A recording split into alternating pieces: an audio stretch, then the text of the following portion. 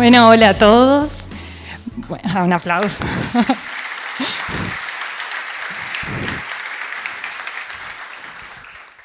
Abríamos la charla con una canción que se basa en las leyes de la termodinámica.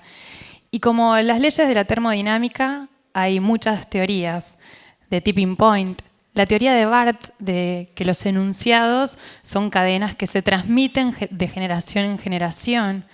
La teoría de los grafos, la neurociencia, el blockchain, el ADN. Steve Jobs dijo en una célebre charla que los puntos se conectan hacia atrás. La teoría de los 6 grados de separación. Y seguro a todos, madre, padre, abuelos, nos han dicho alguna vez lo importante son los contactos. Todas esas teorías que enumeré están concentradas en las teorías de las redes. Pero la verdad es que las teorías no nos modifican, no son bandera. Uno no se hace carne solo de teorías, al menos que logren transformarnos la vida. Y yo traigo modestamente acá la teoría de las redes y cómo logró al menos modificar un poco mi vida.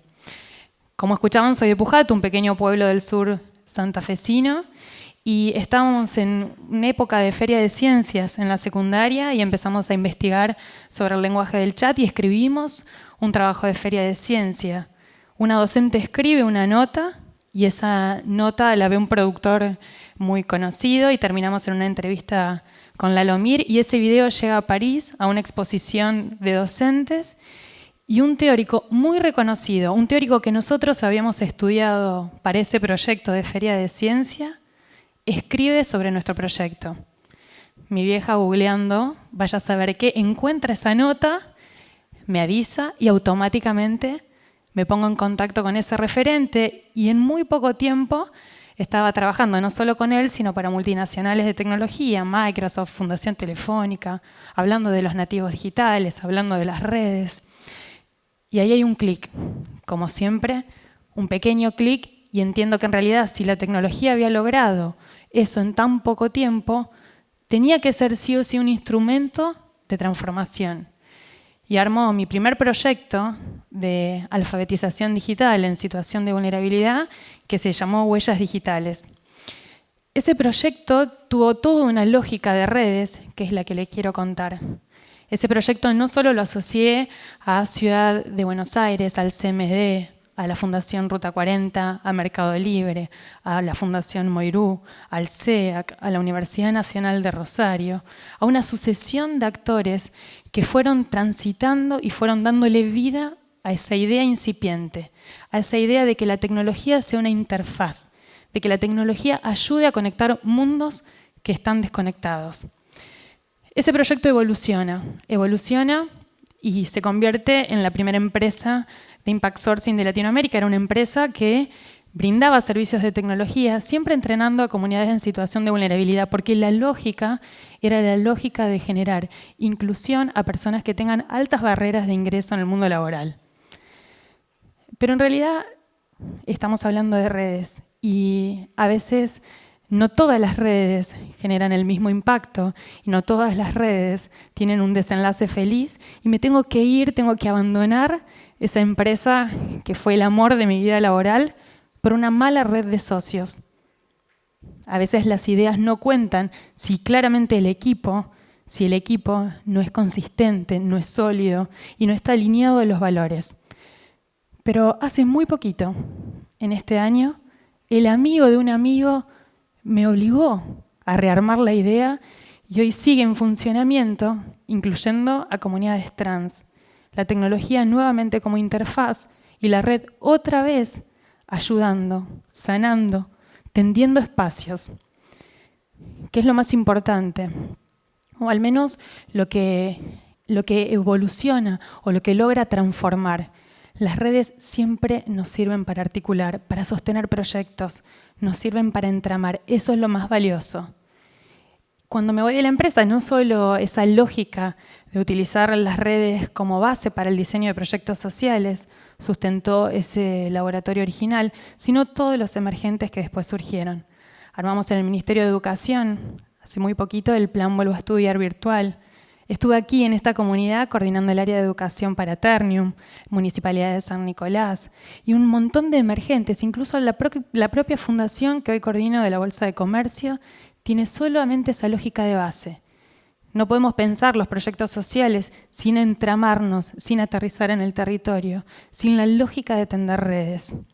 Es que, al fin y al cabo, las redes pueden transformar la vida de las personas. Un contacto con otro realmente pueden cambiar la lógica de circulación y de funcionamiento de los proyectos. En este caso, por supuesto, son los proyectos sociales, son los proyectos que están atravesados, al menos en mi caso, por una vocación profunda de comunidad.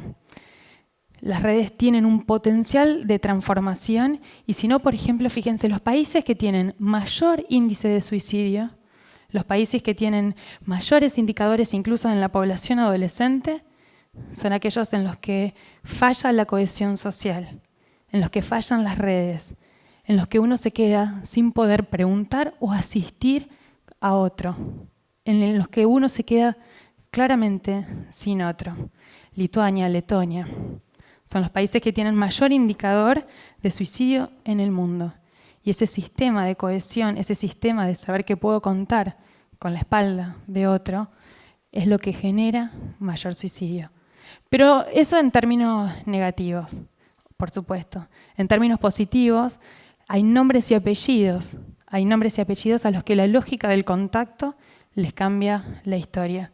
Y si no, puedo enumerar el caso de León. Yo sé que a León su vida se le transformó después de un taller en el barrio, en la República de la Sexta, donde nosotros dábamos los primeros talleres.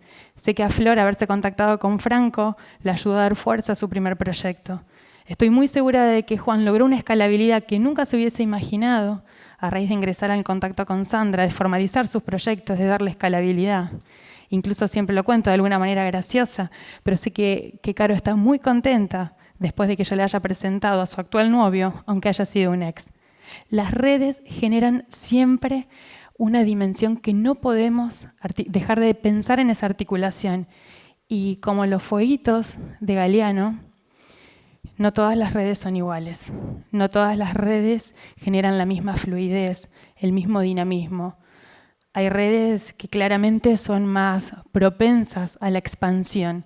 Y la riqueza de una red está justamente en cuando no podemos dimensionar a dónde llegó. Si yo pierdo la noción, si yo no puedo dimensionar el impacto directo o indirecto que genera la red, el contacto que yo articulo, es cuando esa red tiene aún más potencia.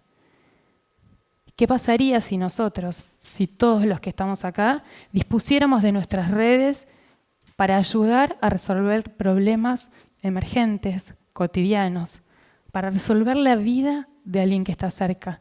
Si nosotros tuviésemos la generosidad de disponer de esas redes para transformar mínimamente la cotidianeidad.